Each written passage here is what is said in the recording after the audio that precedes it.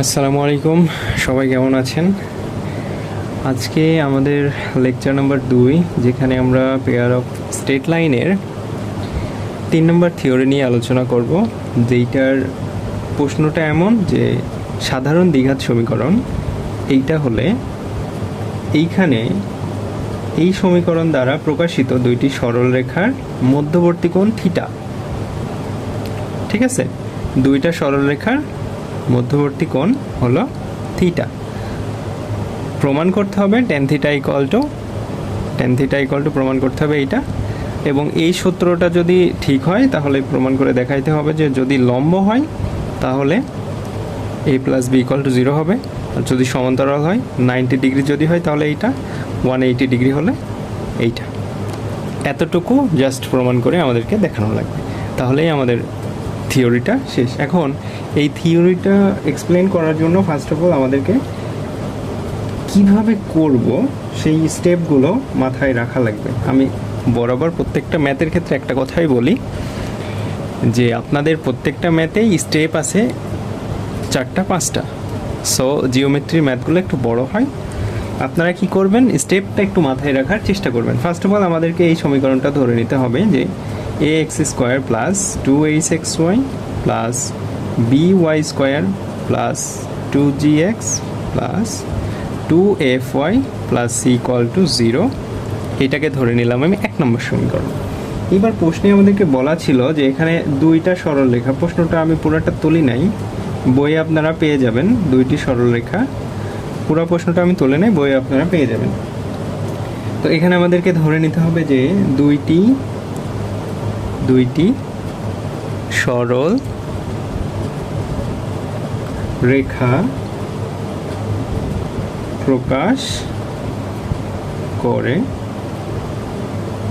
L1x plus M1y plus N1 equal to 0। এটাকে আমরা ধরে নিলাম একটা সরলরেখার সমীকরণ, এবং L2x plus M2y plus N2 equal to 0 এইটাকে আমরা ধরে নিলাম 3 নম্বর সমীকরণ। এখন আমাদের পরবর্তী স্টেপে কি বলতেছে যে এই যে 2 নম্বর আর 3 নম্বর সমীকরণ ধরছি না, এই দুইটা সমীকরণকে মিলাই আমাদেরকে একটা যৌথ সমীকরণ তৈরি করা লাগবে। তো যৌথ সমীকরণ তৈরি করার জন্য আমাদেরকে 2 এবং 3কে কী করা লাগবে, গুণ করা লাগবে। গুণ করে দিলে কি হয় দেখেন, আমি আরেকটা লাইন বেশি লিখলাম না, জাস্ট এটা গুণ করে একটা লাইন হতো। তো আমি একবারে লিখতেছি, দেখেন যে এইখানে কি হয় গুণ করলে L1 L2 x² plus L1 x plus into M2 y, ওকে, প্লাস L1 N2 x, এইটা একটা পাবেন। এরপরে আরেকটা কি পাচ্ছেন, M1 দিয়ে গুণ করে দেব, তাহলে M1 L2 xy plus M1 M2 y² plus M1 y, এখানে আসতেছে কি N2, ওকে। এরপরে দেখেন N1 L2 x plus N1 M2 y plus N1 N2 equal to 0। এখন এইটাকে আমাদেরকে ফরম্যাটটা নিয়ে আসতে হবে এই সমীকরণের মতো। দেখেন x² যেইগুলো আছে সেগুলো আপনি কমন নিয়ে নেন, দেখেন x² একটাই আছে, তাহলে L1 L2 x² প্লাস এই y1 দেখেন তো y² কোনটা আছে, M1 M2 y² পেয়ে গেলাম। xy কোথায় আছে দেখেন একটু খেয়াল করে, x1 এরপরে x1 কোথায় আছে, আর এই যে x1। তাহলে এবার আমরা কি কমন নেব, এইখান থেকে x1 আপনাকে কমন নিতে হবে। x1 কমন নিলে এখানে কি থাকে, L1 M2 plus L2 M1, ঠিক আছে। এরপরে আমাদেরকে কমন নেওয়া লাগবে কি 2gx, এইখান থেকে আমরা কমন নেব, জি তো আর নাই, এক্সটাকে আপনারা কমন নেবেন। তাহলে এক্স কমন নিলে কোথায় আছে দেখেন, এখানে এক্স আছে, এখানে এক্স আছে, তাহলে এইখান থেকে আমরা লিখতে পারি L1 N2 plus N1 L2। একইভাবে আপনারা কি করবেন, এবার ওয়াইকে কমন নেবেন। তো ওয়াইকে কমন নিলে কি হয়, এখানে থাকে হলো M1 N2 plus M2 N1, লাস্টে আমাদের আছে N1 n2 সমান সমান 0। এই সমীকরণটাকে আমরা ধরে নিলাম হলো 4 নাম্বার সমীকরণ। ঠিক আছে, তো এইবার আমাদের কাজটা হলো কি যে এই 1 নাম্বার সমীকরণ আর 4 নাম্বার সমীকরণকে আমাদের তুলনা করতে হবে। তুলনা করলে কি পাবো, যেখানে লিখবেন যে 1 নং সমীকরণ 4 অভিন্ন, সুতরাং আমরা পাই বলে লিখতে হবে যে এখান থেকে a মানে কত, L1 L2, a 2h সমান লিখতে পারবো এইটা। তাহলে h সমান কি লিখতে পারবেন, 2 দিয়ে ভাগ করে দেবেন জাস্ট। এবার b সমান কত লিখতে পারবেন, এই যে b মানে কত, b মানে হলো এই যে m1 m2। তাহলে এই জিনিসগুলো আমরা পরের পৃষ্ঠায় লিখতেছি। ওকে, দেখেন তাহলে আমরা কি পাই যে আমরা L1 L2 সমান লিখতে পারি হলো a, m1 m2 equal two লিখতে পারি b, n1 n2 equal to লিখতে পারি c। দেখেন এবার L1 m2 plus L2 m1 equal to লিখতে পারি 2h, L1 n2 plus L2 n1 equal to লিখতে পারি হলো 2g। আর আরেকটা ছিল আমাদের m1 n2 plus m2 n1 equal to লেখা যায় হলো 2f। এখন আমাদের যে 2 নম্বর সমীকরণটা ছিল, 2 নম্বর সরলরেখার সমীকরণ, ওইটার যদি আমরা ঢাল নির্ণয় করি তাহলে ঢালটা কি হবে, 2 নং সরলরেখার ঢাল, ঢালকে কি দ্বারা প্রকাশ করা হয়, m1 দ্বারা প্রকাশ করা হয়। তাহলে L1 বাই m1 এইটা হয়। আর সরলরেখা, দ্বিতীয় সরলরেখার ঢাল 3 নম্বর সমীকরণ থেকে আমরা পাই, ওইখানে হয় কি যে minus L2 divided by m2। আপনারা নিশ্চয়ই জানেন যে y equal to mx plus c, এটাই হলো ঢাল। তাহলে আমাদের ফর্মুলাটা ছিল কি L1 x plus m1 y plus c equal to 0। এখান থেকে দেখেন y কে ফ্রি করার জন্য কি করতে হয়, minus L1 x minus c। তাহলে y দিয়ে এইটাকে দিয়ে ভাগ করে দেন, ওই পাশে কি হয় L1 by m1 x minus c by m1। তাহলে দেখেন এইটাই হলো আমাদের কি ঢাল। তো 2টা সমীকরণ থেকে আমরা ঢাল বের করে ফেলছি। এখন আমাদের কাজ হলো, আমরা একটা সূত্র পড়ছিলাম ইন্টারমিডিয়েটে, আপনারা যখন পড়ছিলেন তখন হলো সরলরেখা চ্যাপ্টারে এমন একটা সূত্র ছিল যে 2টা সরলরেখার মধ্যবর্তী কোণ, 2টি সরল রেখার মধ্যবর্তী কোণ থিটা হলে tan থিটা সমান লেখা যায় যে plus minus m1 minus m2, মনে আছে আপনাদের, m1 minus m2 plus 1 plus m1 into m2, এটা ছিল না সূত্র। এখন আমরা কি করব, দেখেন যে এইখানে আমরা m1 সমান যেই ভ্যালুটা পাইছি না, এইটা হলো আমরা এখানে বসাই দিব। তাহলে m1 আমরা সমান কি লিখতে পারি, minus L1 by m1 minus, দেখেন আমাদের এখানেও মাইনাস আছে, তাহলে এটা কি হয়ে যাবে প্লাস L2 বাই m2, এটা লেখা যায় 1 প্লাস এখান থেকে কি হয় L1 m1 into L2 m2। এখানে মাইনাস আবার গেল কই, দুইটাতেই মাইনাস আছে, গুণ যদি করে দেন তাহলে প্লাসই হয়ে যায়। ওকে, তো এইখান থেকে দেখেন আপনারা লাইন স্কিপ করা একটু শেখেন, যে এইখানে আমি কি হয় দেখেন, যে উপরে এই দুইটাকে যদি লসাগু করি তাহলে কি লেখা যায়, প্লাস মাইনাস m1 m2 লসাগু, তাহলে L2 m1 এখান থেকে লেখা যাবে কি m1 L1 m2 প্লাস লেখা যাবে হলো এইখানে, সরি এখানে মাইনাস ছিল, L2 m1 সমান, এইখান থেকে দেখেন এই দুইটা যদি লসাগু করি তাহলে লসাগু কি হয়, m1 m2 m1 m2 m1 m2 m1 m2 কাটা গেল, তাহলে এখানে থাকতেছে m1 m2 plus L1 L2। আশা করি আপনারা বুঝতে পারছেন যেখানে আমি কি কাজটা করছি। এরপরে দেখেন কি আছে আমাদের বাকি অংশটুকুকে আমাদের এই লাইনটাকে যদি একটু সোজা করে লিখি, যে L2 m1 minus L1 m2 divided by m1 m2 plus L1 L2, আমরা একটু সোজা করে নিলাম। এইবার আমাদের এইখানে একটা ফর্মুলা আমরা ফেলবো, সেটা হলো a মাইনাস b হোল স্কোয়ারের ফর্মুলা।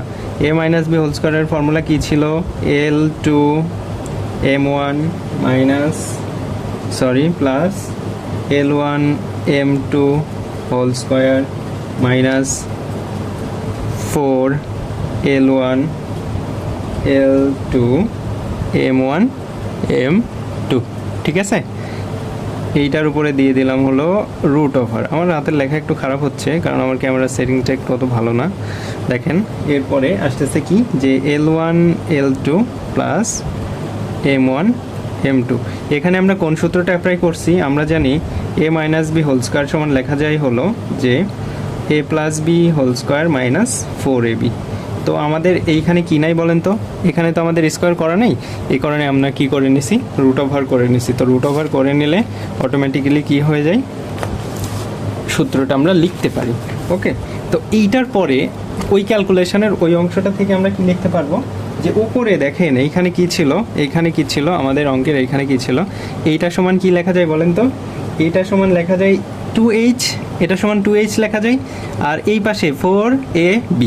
বুঝতে পারছেন? তাহলে সূত্রটা দেখেন আমাদের একটু সুন্দরভাবে প্রমাণ হয়ে গেল। তাহলে 2h square minus 4 into a into b divided by নিচেরটা সমান লেখা যায় a প্লাস b। এখানে ছিল রুট ওভার।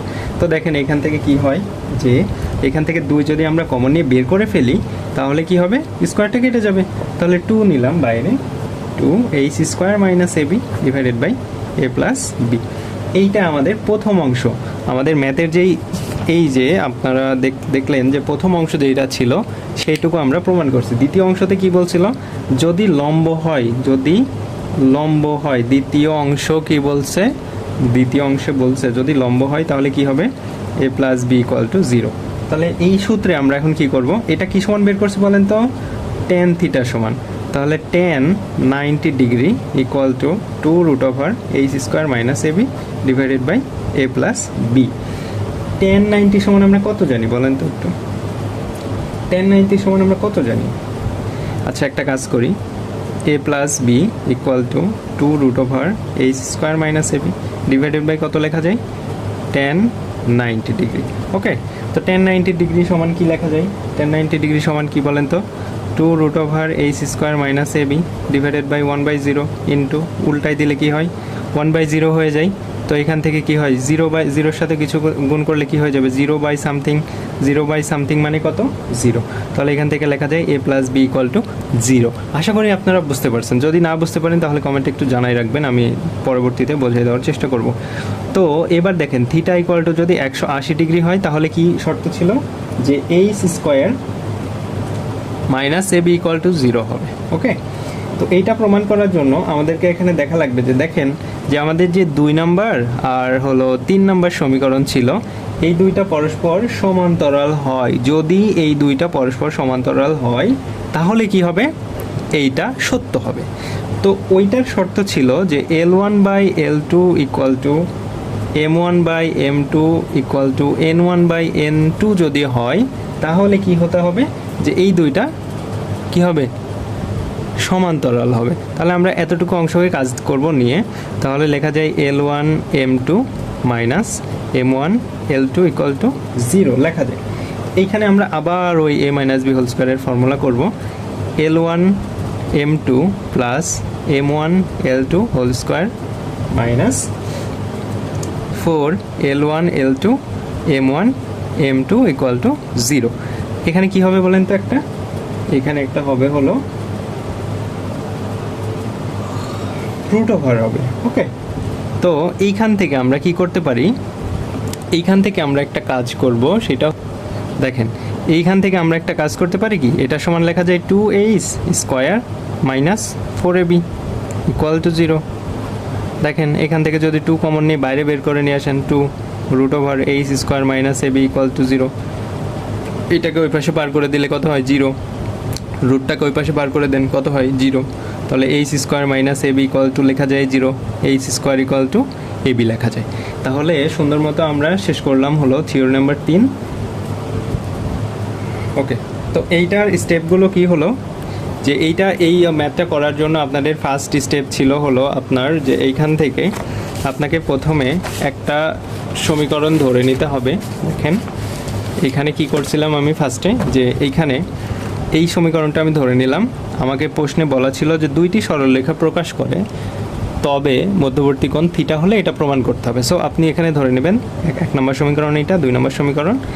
তো আপনি 2 আর 3 নম্বর সমীকরণকে গুণ করে দিবেন, দিয়ে একটা নতুন সমীকরণ পাবেন। সেই সমীকরণের সাথে 1 নম্বর সমীকরণের তুলনা করবেন, জাস্ট নর্মালি তুলনা করার পরে ওইখান থেকে a 2h b 2g 2f c এই তিনটা মান আপনি আলাদা করে ফেলবেন। আলাদা করে ফেলার পরে আপনি কি করবেন, যে দুইটা সরলরেখার মধ্যবর্তী কোণের যে এই সূত্রটা ছিল tan θ = plus minus m1 minus m2 divided by 1 plus m1 into m2, এইখানে আপনি এই যে এ বি এইচ জি এগুলোর মান বের করছিলেন না, একটা ক্যালকুলেশন করে এই মান পর্যন্ত নিয়ে যাবেন, মানগুলো বসাই দিবেন, তাহলে আপনি কি পেয়ে যাবেন, যে প্রথম যে আমাদের কাঙ্ক্ষিত tan θ সমান এইটা প্রমাণ আপনি করে ফেলবেন। অ্যান্ড দেন পরবর্তীতে লম্ব হলে কি হবে আর সমান্তরাল হলে কি হবে আমি এটা দেখাইলাম, জাস্ট আপনারা একবার খাতায় লিখে করেন আর 2-1বার দেখেন, তাহলেই হলো আপনাদের এইটা ক্লিয়ার হয়ে যাবে। আশা করতেছি এইটা পরীক্ষাতে আসতে পারে। ধন্যবাদ, আসসালামু আলাইকুম।